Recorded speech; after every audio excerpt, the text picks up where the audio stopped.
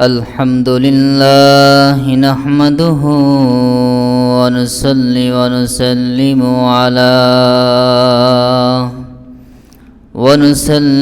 على رسوله الكريم وعلى آله وأصحابه أجمعين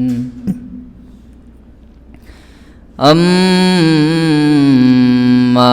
بعد فقد قال الله تعالى في كلامه المجيد وفرقانه الحميد أعوذ بالله من الشيطان الرجيم بسم الله الرحمن الرحيم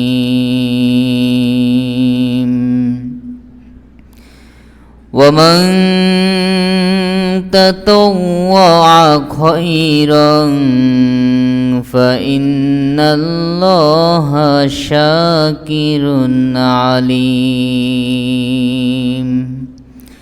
صدق الله العظيم وصدق رسوله النبي الكريم ونحن على ذلك من الشاهدين الشاكرين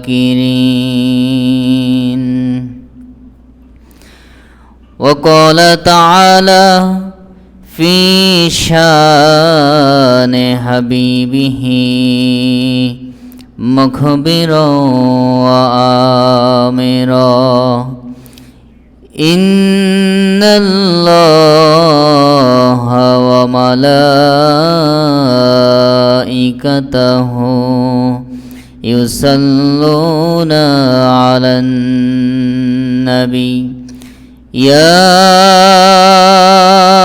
أيها الذين آمنوا صلوا عليه وسلموا تسليما اللهم صل على مولانا محمد وعلى آل سيدنا مولانا محمد اللهم صل على سيدنا مولانا محمد وعلى آل سيدنا مولانا محمد नहीं दो जहां में मिसाले मोहम्मद जमाले खुदा है कमाले मोहम्मद अल्लाहुम्मा सल्ले आला मौलाना मुहम्मद वाला आली सय्यदना मौलाना मुहम्मद मुहम्मद ने आकर कुफ्र को मिटाया कुफ्र को मिटा कर ईमान बताया अल्लाहुम्मा सल्ले आला मौलाना मुहम्मद वाला आली सय्यदना মাওলানা মুহাম্মদ মুহাম্মদ ने आकर जुल्म को मिटाया जुल्म को मिटा कर इंसाफ बताया अल्लाहुम्मा सल्ले आला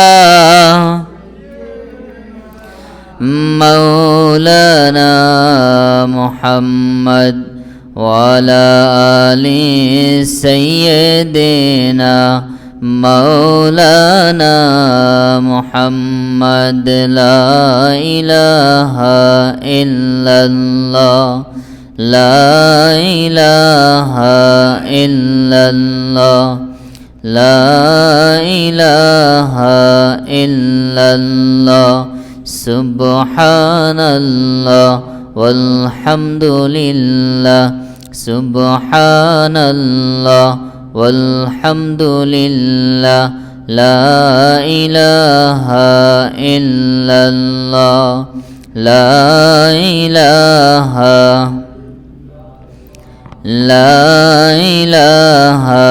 इल्लल्लाह ला इलाहा इल्लल्लाह ला इलाहा हस्बी रब्बी जल्लल्लाह मा फी क़ल्बी गैरुल्लाह हस्बी रब्बी जल्लल्लाह मा फी क़ल्बी गैरुल्लाह नूर मुहम्मद सल्लल्लाह नूर मुहम्मद सल्लल्लाह ला इलाहा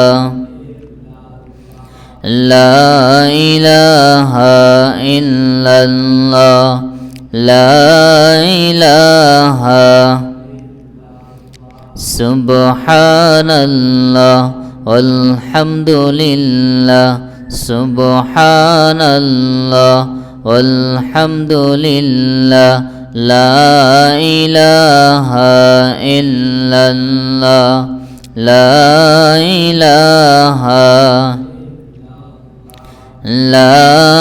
इलाहा অসীম দয়ার সাগর তুমি ধনী দরিদ্র করো তুমি অসীম দয়ার সাগর তুমি ধনী দরিদ্র করো তুমি তুমি পারো হতে সহায় তুমি পারো হতে সহায় অসহায় বান্দা লা ইলাহা ইল্লাল্লাহ লা ইলাহা ইল্লাল্লাহ লা ইলাহা ইল্লাল্লাহ লা ইলাহা লা ইলাহা ইল্লাল্লাহ লা ইলাহা ইল্লাল্লাহ মুহাম্মাদুর রাসূলুল্লাহ সাল্লাল্লাহু আলাইহি ওয়াসাল্লাম। মুআজ্জাজ মুহতারাম, সম্মানিত ওলামা ইকরাম, জুমার নামাজ আদের উদ্দেশ্যে মসজিদে আগত সম্মানিত মুসল্লিয়ান ইকরাম, মুরব্বিয়ান ইকরাম, যুবক ভাইয়েরা, ছোট্ট শিশুরা, সকলের প্রতি আন্তরিক সালাম ও ইসলামিক সম্ভাষণ। আসসালামু আলাইকুম ওয়া রাহমাতুল্লাহি ওয়া বারাকাতুহু। মহান রব্বুল ইজ্জাতের দরবারে অসংখ্য অগণিত শুকর ও সুজুদ আদায় করছি যে রব্বুল ইজ্জাত আমাদেরকে অত্যন্ত দয়া করে, মায়া করে আগে ভাগে মসজিদে আসার তৌফিক দিয়েছেন। এজন্য আসুন মহান রব্বুল আলামিনের দরবারে শুকরিয়া আদায় করে সকলে একবার জবান খুলে পড়ি আলহামদুলিল্লাহ। সম্মানিত হাজরিন, আজকের জুমার পূর্বক্ষণে জুমার খুতবায় আমরা নফল ইবাদতের গুরুত্ব এবং পবিত্র শবে বরাতের গুরুত্ব ফজিলত নিয়ে সংক্ষিপ্ত কিছু আলোচনা করব। আল্লাহ আমাদেরকে তৌফিক দান করুন, বলুন আমিন। সম্মানিত হাজরিন, আল্লাহ সুবহানাহু ওয়া তাআলা তার বান্দাদেরকে আল্লাহর প্রিয় বান্দা হওয়ার জন্য যতগুলো মাধ্যম আল্লাহ দিয়েছেন, এর মধ্যে সর্বশ্রেষ্ঠ মাধ্যম হলো ফরজ ইবাদত। ফরজ ইবাদতের মাধ্যমে বান্দা আল্লাহর নৈকট্যতা অর্জন করে, আল্লাহর প্রিয় হয়, আল্লাহর ওলি হয়। এরপরে যে ইবাদতের মাধ্যমে বান্দা আল্লাহর প্রিয় হয় সেটা হলো নফল ইবাদত। নফল ইবাদতের মধ্যে একটা ভাগ, যদিও সেটাকে অনেকে নফল বলে স্বীকার করে না, কেউ বলে ওয়াজিব। তো ফরজ এবং ওয়াজিব হলো সর্বপ্রথম। এই দুইটার মাধ্যমে বান্দা আল্লাহর নৈকট্যতা অর্জন করে। বুখারী শরীফের একটা হাদিস আমি আপনাদের সামনে একটু পেশ করি। হযরত আবু হুরায়রা রাদিয়াল্লাহু তাআলা আনহু থেকে বর্ণিত, তিনি বলেন, রাসূল পাক সাল্লাল্লাহু আলাইহি ওয়াসাল্লাম ইরশাদ করেন, এটা হাদিসে কুদসি, আল্লাহ রাব্বুল আলামিন তিনি বলেন, মান আদা লি ওয়ালিয়ান ফাকাদ আযানতুহু বিল হারব। যে ব্যক্তি আমার কোনো ওলির সাথে শত্রুতা পোষণ করে, যে ব্যক্তি আমার কোনো প্রিয় বান্দার সাথে, আমার ওলির সাথে শত্রুতা করে, আমি আল্লাহ ডাইরেক্ট সরাসরি ওই ব্যক্তির সাথে যুদ্ধের ঘোষণা দেই। যেটা বলেন নাউজুবিল্লাহ। এই জন্যই পৃথিবীতে যারা আল্লাহর ওলি আছে, নেক বান্দা আছে, এদেরকে মহব্বত করতে হবে, এদের সাথে শত্রুতা রাখা যাবে না। যাদেরকে আপনার মনে হবে ইনি আল্লাহর ওলি, যার আমল আখলাক ভালো, যার চাল চলনে বোঝা যায় এ আল্লাহর বন্ধু, আল্লাহর ওলি, সে আলেম হতে পারে অথবা আলেম নাও হতে পারে। যে ব্যক্তি আল্লাহর ওলি, ওলি কাকে বলে? ওলির অনেকগুলো সংজ্ঞা আছে। ওলি চিনার আলামত কি? এক নম্বর সংজ্ঞা দিয়েছেন, ওলি হলো ওই ব্যক্তি, আল্লাহর ওলি হলো ওই ব্যক্তি যাকে দেখলে আল্লাহর কথা স্মরণ হয়। জোরে বলেন সুবহানাল্লাহ। যাকে দেখলে আল্লাহর কথা স্মরণ হয়, আল্লাহর ভয় হয়, যাকে দেখলে গুনার কথা মনে পড়ে না বরং নেকের কথা মনে পড়ে, যাকে দেখলে আমলের আগ্রহ অন্তরে জাগে, সে হলো আল্লাহর ওলি। দুই নম্বর, কোরআনুল কারীম আল্লাহ পরিচয় দিয়েছেন ওলি কারা? আল্লাযীনা আমানু ওয়া কানু ইয়াত্তাকুন, যারা ঈমান এনেছে এবং আল্লাহকে ভয় করে। অতএব এই সংজ্ঞাগুলোর আলোকে যারা আল্লাহর ওলি, এই ওলিদের সাথে শত্রুতা করা যাবে না, ডাইরেক্ট আল্লাহর ঘোষণা। যে ব্যক্তি আমার কোনো ওলির সাথে শত্রুতা করে, আমি আল্লাহ তার সাথে যুদ্ধের ঘোষণা দিই। জোরে বলেন নাউজুবিল্লাহ। আল্লাহ যে ব্যক্তির সাথে যুদ্ধের ঘোষণা দেয়, ওই ব্যক্তির আর কোনো পার পাওয়ার উপায় আছে? পৃথিবীর যত বড় রাজা বাদশাহ হোক, যত বড় ক্ষমতাধর হোক, তার কাছ থেকে ধোঁকা দিয়ে পার পাওয়ার সুযোগ আছে, কিন্তু আল্লাহর কাছ থেকে ধোঁকা দিয়ে অথবা আল্লাহর কাছ থেকে পলায়ন করে কোনো মুক্তি পাওয়ার উপায় নাই। এজন্য আমাদেরকে সাবধান হতে হবে। আউলিয়া ইকরামের বিরুদ্ধে কোনো কথা বলা যাবে না। ওলি আউলিয়া ইকরাম, আলেম ওলামাদের সম্মান রক্ষা করে আমাদেরকে কথা বলতে হবে, তাদের সম্মান রক্ষা করে আমাদেরকে চলতে হবে। আল্লাহ আমাদেরকে তৌফিক দান করে, বলুন আমিন। দুই নম্বর, আল্লাহ যে কথাটা বললেন, আল্লাহ বললেন, ওমা তাকাররাবা ইলাইয়া আবদি বিশাইইন আহাব্বা ইলাইয়া মিম্মা ইফতারাতু আলাইহি।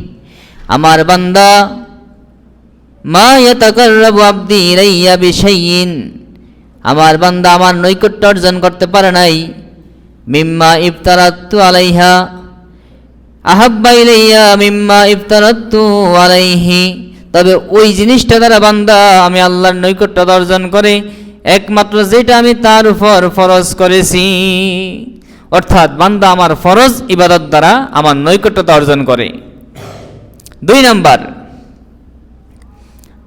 ওমা ইয়াতাকাররাবু আবদি ইলাইয়া বিন নওয়াফিল, ফরজ ইবাদতের পরে বান্দা নফল ইবাদতের মাধ্যমে আমার নৈকট্য অর্জন করতে থাকে, আমার প্রিয়জন ওলি হতে থাকে, বন্ধু হতে থাকে। এক পর্যায়ে আল্লাহ বলেন হাত্তা আহবাবতুহু, আমি আমার ওই বান্দাকে ভালোবেসে ফেলি। বান্দা যত বেশি নফল ইবাদত করে, ফরজ তো অবশ্যই করবে, ফরজের পাশাপাশি বান্দা যত বেশি নফল ইবাদত করে, আমি আল্লাহ বান্দাকে তত বেশি ভালোবাসি। হাত্তা এমনকি আহবাবতুহু, আমি বান্দাকে এক পর্যায়ে পরিপূর্ণভাবে ভালোবেসে ফেলি। যখন আমি বান্দাকে পরিপূর্ণ ভালোবেসে ফেলি, তখন অবস্থাটা কি হয়? আল্লাহ বলতেছে ফাইজা আহবাবতুহু কুনতু সামাহু আল্লাযী ইয়াসমাউ বিহি, আমি বান্দার কান হয়ে যাই, যেই বান্দা যেই কান দ্বারা শ্রবণ করে, আমি আল্লাহ স্বয়ং বান্দার কান হয়ে যাই। যারা বলেন সুবহানাল্লাহ। বলেন তো, যেই বান্দার কান হয়ে যায় আল্লাহ, ওই বান্দার কান দিয়ে কোনো গুনার কিছু শোনার সম্ভাবনা আসেনি। আল্লাহ বলে শুধু তাই নয়, ওয়াবাসারহুল্লাযী ইউবসিরু বিহি, আমি আল্লাহ বান্দার চোখ হয়ে যাই, বান্দা যেই চোখ দিয়ে দেখে, আমি আল্লাহ ওই বান্দার চোখ হয়ে যাই। তাহলে বান্দার চক্ষুটা হেফাজত হয়ে যায়, ওই চক্ষু আর কখনো জাহান্নামে যাবে না, অবশ্যই অবশ্যই ওই চক্ষু জান্নাতে যাবে। ঠিক কিনা বলেন? আল্লাহ বলে শুধু তাই নয়, ওয়াইয়াদাহুল্লাতী ইয়াবতিশু বিহা, আমি বান্দার হাত হয়ে যাই, যেই হাত দিয়ে বান্দা কোনো কিছু ধরে। জোরে বলেন সুবহানাল্লাহ। বলেন তো, যেই বান্দার হাত হয়ে যায় আল্লাহ, ওই বান্দার হাত দিয়ে কোনো গুনার কাজ হওয়ার সম্ভাবনা আসেনি, পরের হক নষ্ট হবেনি, কেউ ক্ষতিগ্রস্ত হবেনি। অতএব এই বান্দার হাতটা জান্নাতি হাত হয়ে যায়। আল্লাহ বলে ওয়ারিজলাহুল্লাতী ইয়ামশি বিহা, এমনকি শুধু তাই নয়, শুধু তাই নয়, আমি বান্দার পা হয়ে যাই, যেই পা দিয়ে বান্দা হাঁটে, তার পা হয়ে যায়। অতএব এই পা গুনার কাজে আর বাড়াইতে পারে না। আল্লাহ কয় শুধু তাই নয়, বান্দা নফল ইবাদত করতে করতে আমার ওলি হয়ে যায়, আমি তার কান হয়ে যাই, চোখ হয়ে যাই, হাত হয়ে যায়, তার পা হয়ে যায়। বান্দাটা আমার বন্ধু হয়ে যায়, বান্দাটা নেককার হয়ে যায়, আমার বন্ধু হয়ে যায়, ওলি হয়ে যায়। এমন একটা পর্যায়ে হয়ে যায়, ওয়া ইন সাআলানি লাআতিয়ান্নাহু, বান্দা যদি আমার কাছে হাত তুলে কিছু চায়, আমি আল্লাহ অবশ্যই অবশ্যই তাকে দেই। জোরে বলেন সুবহানাল্লাহ। আমি আপনি চাইলেই কি সবসময় পাই? কিন্তু আল্লাহর এমন কিছু বান্দা আছে, এই বান্দার আল্লাহর কাছে হাত পেতে কোনো কিছু চাইলে আল্লাহর ফিরাইতে পারে না। এজন্য নবী বলছেন,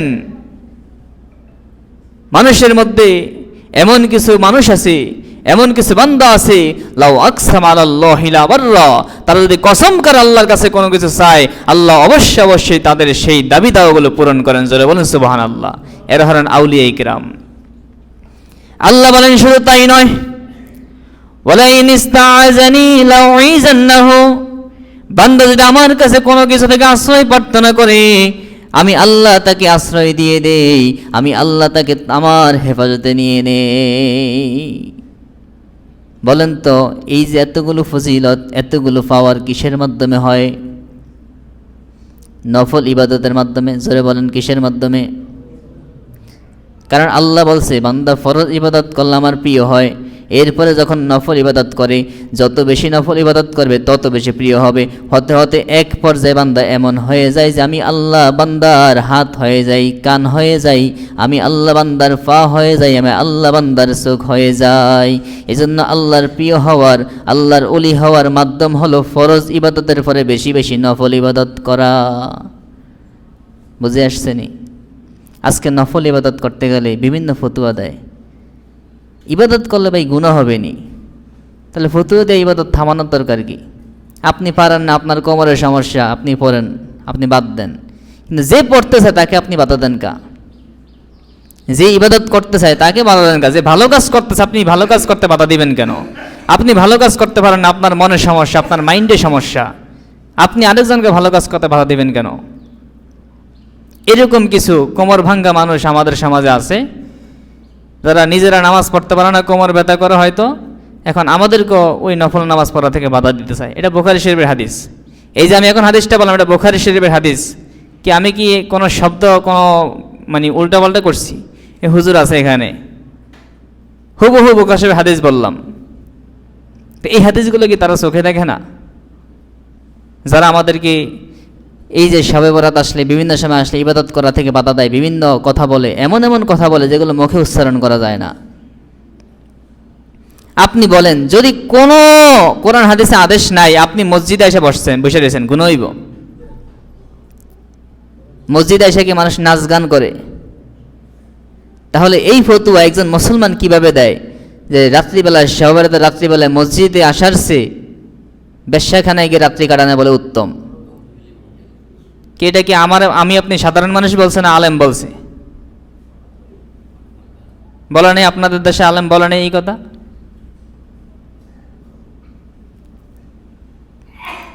যাই হোক, সম্মানিত হাজরিন, আমাদেরকে আউলিয়া ইকরামের পথ মত গ্রহণ করতে হবে। আউলিয়া ইকরাম আমল করে, ইবাদত করে, বন্দেগী করে, জিকির আজকার করে করে, নফল ইবাদত করে করে, তাহাজ্জুদ পড়ে পড়ে আউলিয়া ইকরাম আল্লাহর প্রিয় বান্দা হয়েছে এবং আমাদেরকে সেই পথ দেখে গেছে। এজন্য আমাদেরকে আউলিয়া ইকরামের পথ মত অনুসরণ করতে হবে। এদেশে ইসলাম প্রতিষ্ঠা করছে আউলিয়া ইকরাম, ঠিক কিনা বলেন? এদেশে ইসলাম আমরা কাদের মাধ্যমে পেয়েছি? কে আমাদেরকে নবী, রাসূল, সাহাবী তারা এসে ইসলাম শিখাইছে? এদেশে ইসলাম আমাদেরকে শেখাইছে আউলিয়া ইকরাম। শাহজালাল ইয়ামানী রহমাতুল্লাহি আলাইহি, খান জাহান আলী রহমাতুল্লাহি আলাইহি, সারসিনার শাহ সুবিন সারুদ্দিন আহমদ রহমাতুল্লাহি আলাইহি, ফুরফুরা আবু বকর সিদ্দিক আল কুরাইশি রহমাতুল্লাহি আলাইহি, কারামত আলী জনপুরি রহমাতুল্লাহি আলাইহি। কি বলেন, আপনারা এদের নাম জানেন কিনা? এদের নাম আপনারা জানেন না? এদেশে এই জনপুর, ফুরফুরা, সারসিনা, সিলেটের শাহজালাল রহমতুল্লাহ আলাই, এই বাগেরহাটের খানজাহানের রহমতুল্লাহ আলাই, এরা এদেশে ইসলাম প্রতিষ্ঠা করছে। তা আউলিয়া ইকরাম আমাদেরকে যে ইসলাম দিয়ে গেছে, সেই ইসলাম আমরা শিখেছি। এখন আমাদেরকে নতুন কেউ কেউ ইসলামের দোহাই দিয়ে, মুসলমানের দোহাই দিয়ে, বুখারী শরীফের দোহাই দিয়ে আমাদেরকে এমন কিছু জিনিস বলতেছে যেই বিষয়গুলা বলে বুখারী শরীফ, কিন্তু বুখারী শরীফের কোনো দলিল দেয় না। বলে বুখারী শরীফ সহিহ হাদিস, কিন্তু এই ক্ষেত্রে দলিল দেয় না। বুঝলাম আপনি সহিহ হাদিস মানে, তো সহিহ হাদিস দেন, মুখে বলে সহিহ হাদিস মানি, কিন্তু যেই কথা বলে কথার দলিল সহিহ হাদিস থেকে দেয় না। আচ্ছা, এই কথা পৃথিবীর কোন কিতাব, কোরআন শরীফ বাদ দিলাম, হাদিস বাদ দিলাম, কোন বাংলা কিতাবেও কোনোদিন দেখাইতে পারবো এই কথা যে মসজিদে গিয়ে অবস্থান করার চেয়ে বেশ্যাখানায় গিয়ে অবস্থান করা শবে বরাতের রাত্রে এটা উত্তম? এই কথাটা কোনো বাংলা কিতাবে দেখাইতে পারবো? তাহলে সেই আলেম কিভাবে সহিহ হাদিসের দোহাই দিয়ে এই কথা বলে? আবার তাদেরকে আমরা এই দেশে বড় হুজুর হিসাবে মানি, তাদেরকে দাওয়াত দেই, তাদেরকে দিয়ে আবার আমরা মাহফিল করাই, প্রোগ্রাম করাই, তাদের কাছে দোয়া চাই। একজন হিন্দু অমুসলমান বললে আজকে ওই হিন্দুর বাংলাদেশে জায়গা হইতো না। প্রত্যেকটা আলেম এবং সাধারণ মানুষ ওই হিন্দুর বিরুদ্ধে গিয়ে মিছিল করতো, মিটিং করতো। কিন্তু একজন মুসলমান বলছে এখনকার হেতু বড় হুজুর, এ কি মিথ্যা কথা কইতে পারে?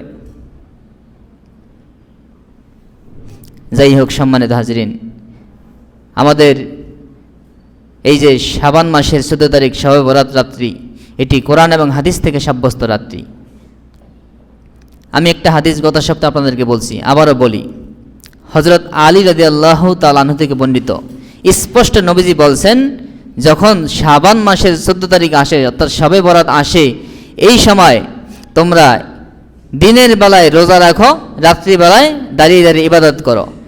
আন আলী রাদিয়াল্লাহু আনহু قال رسول الله صلى الله عليه وسلم إذا كانت ليلة النصف من شعبان فقوموا ليلها وصوموا نهارها।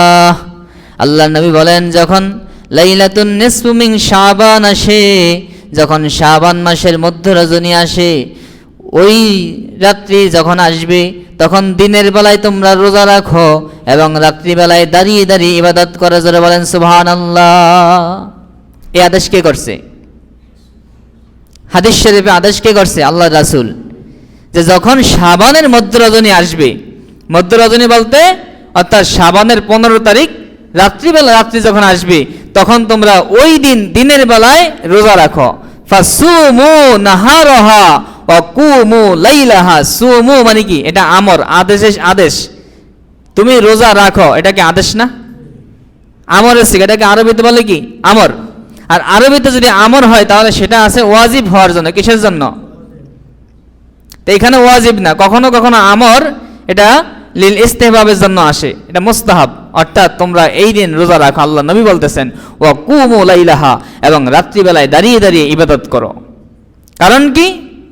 কারণ হলো ইন্নাল্লাহা ইয়ানজিলু ইলাস সামাইদ দুনিয়া, এই রাত্রিবেলায় আল্লাহ রাব্বুল আলামিন দুনিয়ার আসমানে এসে ডাকতে থাকে, আলা মিন মুস্তাগফিরিন ফাগফিরাহু। আমি গত সপ্তাহে হাদিসটা বলেছিলাম যে আল্লাহ ডাকতে থাকে, কি আছে ক্ষমা পারতে, আমি আল্লাহর কাছে ক্ষমা চাও। কি আছে রিজিক পারতে, আমি আল্লাহর কাছে রিজিক চাও।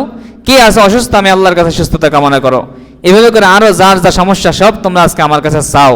এবং অন্য হাদিসে আসছে রাসূল পাক সাল্লাল্লাহু আলাইহি সাল্লাম রাত্রিবেলায় আয়েশা রাদিয়াল্লাহু তাআলা আনহা বলেন, আমি ঘুম থেকে জেগে গেছি, ঘুম থেকে জেগে আল্লাহ রাসূলকে দেখে আমার পাশে নাই। নবীজি আমার পাশে শুয়েছিলেন, আমি হঠাৎ করে রাত্রে জেগে গেছি, জেগে দেখি নবীজি আমার পাশে নাই। তিনি বলেন ফাকাততু রাসূলুল্লাহ সাল্লাল্লাহু আলাইহি সাল্লাম ফি লাইলাতিন নিসফি মিন শাবান, এই শবে বরাতের রাত্রিতে, এই শাবান মাসের মধ্য রজনীর রাত্রিতে আমি রাসূল পাক সাল্লাল্লাহু আলাইহি সাল্লামকে হারিয়ে ফেলছি। ফাকাততু মানে কি? হারিয়ে ফেলা। আমি হারিয়ে ফেলছি মানে আমার পাশে ছিল কিন্তু এখন আর দেখতেছি না, ঘুম থেকে উঠে থেকে নাই। আমি রাস্তায় বের হয়ে গেলাম, আল্লাহ রাসূল কই গেল?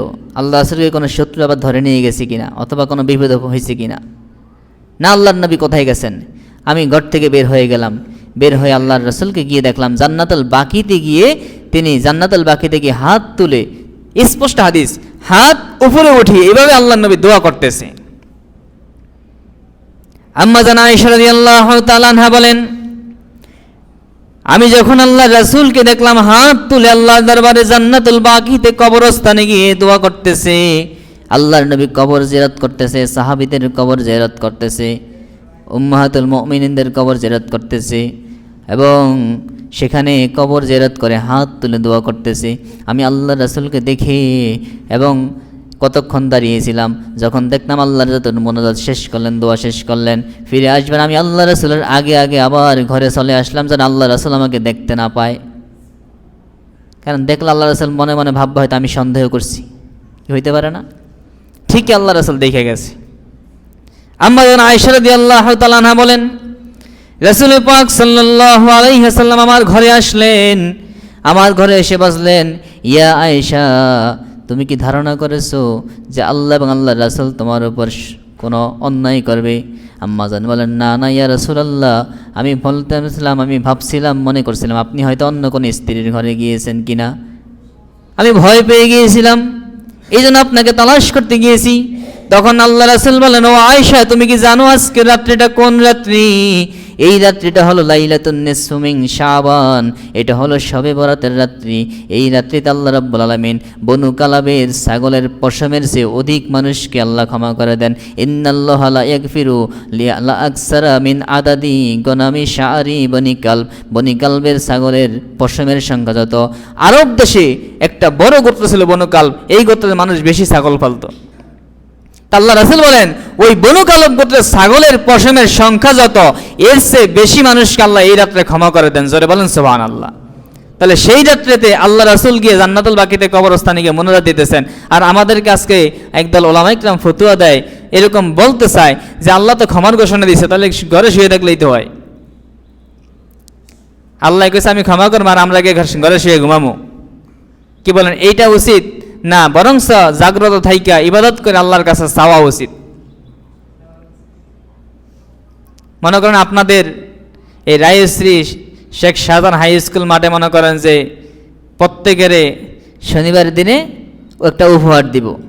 এখন আপনারা সবাই মনে করেন ঘরে ঘুমিয়ে থাকবেন যে উপহার তো দিব সবাই দিই না, সবাই আগে আগে লাইন দিবে।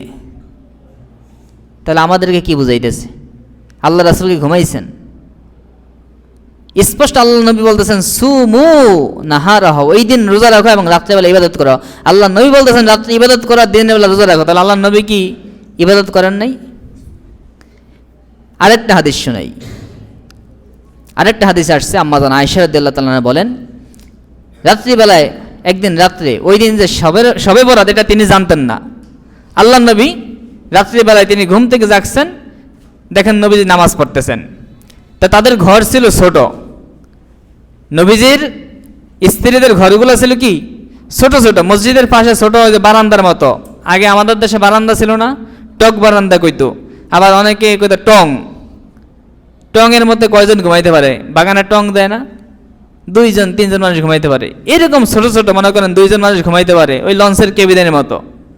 এরকম মসজিদের এই দুই পাশে ঘুরিয়ে তাদের ঘরগুলা ছিল, ছোট ছোট রুম।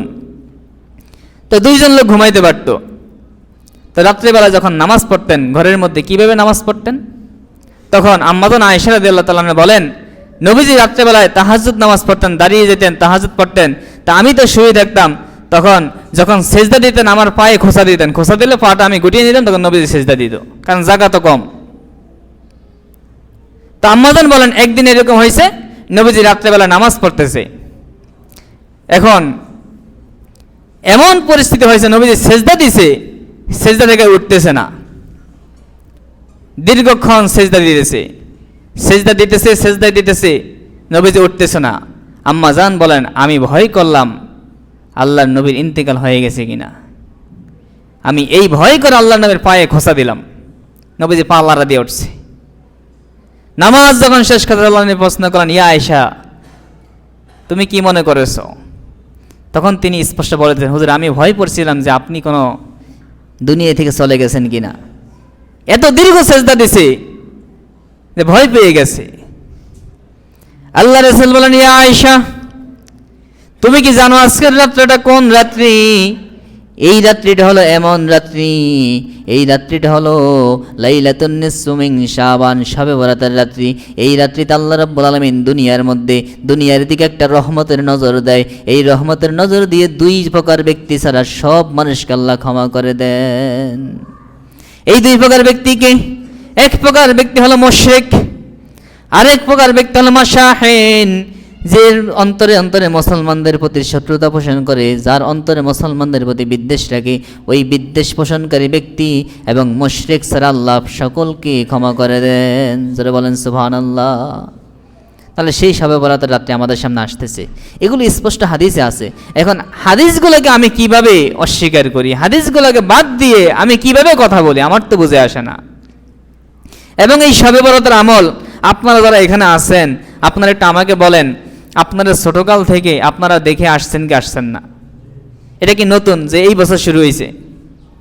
তাহলে আগের যুগে যারা আলেম ছিল তাদের সামনে দাঁড়ানোর মধ্যে আলেম বর্তমানে নাই, তারা কি কম বুঝছেন? তারা এগুলো পান নাই। আবার আমাদেরকে কেউ বলবে শবে বরাত কোরআন হাদিসে নাই। একটা হাস্যকর কথা, কি বলে? শবে বরাত কোরআন হাদিসে নাই। আরে ভাই শবে বরাত কোরআন হাদিসে থাকবো কেমনে? আমার একটু বুঝেন না। শবে বরাত এটা হলো ফার্সি শব্দ, সব মানে রাত্র, আর বারাত এটা অর্থ হলো ভাগ্য। ফার্সিতে বারাত মানে কি? ভাগ্য। আর আরবিতে বারাত মানে মুক্তি, অর্থাৎ এটা হলো ভাগ্য রজনী, মুক্তি রজনী। তাফসিরে কাশফের মধ্যে আমি গতকালকে পড়াইছি, কামেলারি ক্লাসে আমি তাফসিরে কাশফ পড়াই এবং তিরমিজি শরীফে পড়াই। গতকালকেও আমি কাশফ পড়াইছি, সেখানে আমি এই আয়াতটা খুলে তাদেরকে দেখাইলাম। স্পষ্ট লেখা আছে যে লাইলাতুল মুবারাকা, সূরা দোখানের শুরুতেই হামিম আল কিতাবিল মুবিন ইন্না আনজালনাহু ফি লাইলাতিন মুবারাকা। এই লাইলাতুল মুবারাকার ব্যাখ্যা স্পষ্ট আল্লামা জারুল্লাহ জামাখশরী রাহমাতুল্লাহি আলাইহি তিনি উল্লেখ করেছেন যে এটা হলো 2টা সম্ভাবনা, একটা হলো লাইলাতুল কদর অথবা লাইলাতুন নিসফু মিন শাবান। তো ওলামায়ে কেরাম তারজি দিয়েছেন, এটাকে সমন্বয় করেছেন যে কিভাবে 2টা হয়। কারণ কোরআন তো একবারে নাজিল হয় না, প্রথম লৌহে মাহফুজ থেকে প্রথম আসমান আসছে, এরপরে প্রথম আসমান থেকে প্রয়োজন অনুযায়ী নবীজির উপর নাজিল হয়েছে। অতএব প্রথম শবে কদরের রাত্রিতে আল্লাহ লৌহে মাহফুজ থেকে প্রথম আসমানে নাজিল করছে এবং শবে বরাতের রাত্রিতে আল্লাহ ওই প্রথম আসমান থেকে নাজিল করা শুরু করছে আল্লাহ রাসূলের উপর। এভাবে কোরআন নাজিল করেছেন এই শবে বরাতের রাত্রিতে। অতএব কোরআন নাজিলের কারণে রমজানের এত ফজিলত, লাইলাতুল কদরের এত ফজিলত, এর কারণটা কি? কারণ ওই রাত্রিতে কোরআন নাজিল হয়েছে, রমজান মাসে কোরআন নাজিল হয়েছে, ঠিক এই রাত্রিতে কোরআন নাজিল হয়েছে। অতএব এই রাত্রির ফজিলত লাইলাতুল কদরের চেয়ে কম না। এবং এই রাত্রিকে বলছেন 4টা নাম দেওয়া হয়েছে, লাইলাতুল শেখ, লাইলাতুল বারাত, এভাবে করে 4টা নাম দেওয়া হয়েছে। এই রাত্রিটা হলো ভাগ্য রজনী, মুক্তি রজনী। আল্লাহর কাছে দোয়া করলে আল্লাহ মানুষদেরকে জাহান্নাম থেকে মুক্তি দেন এবং মানুষদের ভাগ্য লিপি করেন। পরবর্তী 1 বছর বান্দার কি হবে আল্লাহ ভাগ্যকে এইভাবে লিপিবদ্ধ করেন। বান্দার দোয়ার কারণে অনেকের ভাগ্য পরিবর্তন হয়। আমরা তাকদীরকে বিশ্বাস করি কিনা? কি কারণে তাকদীরকে বিশ্বাস করি না? তাকদীরকে বিশ্বাস না করলে ঈমান থাকবো? আমরা যে ঈমান আনি, ঈমানের কালেমা পড়ছি না, কালেমা মুফাসসাল পড়ছি না, সেখানে একটা আসছে না, ওয়াল কদরি খাইরিহি ওয়া শাররিহি, তাকদীরের ভালো এবং মন্দের উপর কি করতে হবে? বিশ্বাস করতে হবে। আল্লাহ প্রত্যেকটা ব্যক্তির তাকদীর লিখে দিয়েছেন, কিন্তু এই শবে বরাতের রাত্রিতে আল্লাহ আবার মানুষের দোয়ার কারণে তাকদীরকে পরিবর্তন করেন, কারোর জন্য ভালো কারোর জন্য খারাপ মন্দ এগুলো আল্লাহ পরিবর্তন করে দেন। কারণ হাদিস শরীফ আসছে তাকদীর দোয়ার মাধ্যমে তাকদীর পরিবর্তন হয়। এজন্য সম্মানিত হাজরিন, আমাদেরকে আগামী শবে বরাত আমাদের মসজিদে সবসময় উদযাপন হয়ে আসছে, আমরা এই রাত্রিতে উদযাপন করব, আমরা ইবাদত করব এবং সবাই মিলে দোয়া মিলাদ পড়ব, আমাদের কবরবাসীদের জন্য দোয়া করব। আগামী শবে বরাত হবে মঙ্গলবার দিবাগত রাত্রি।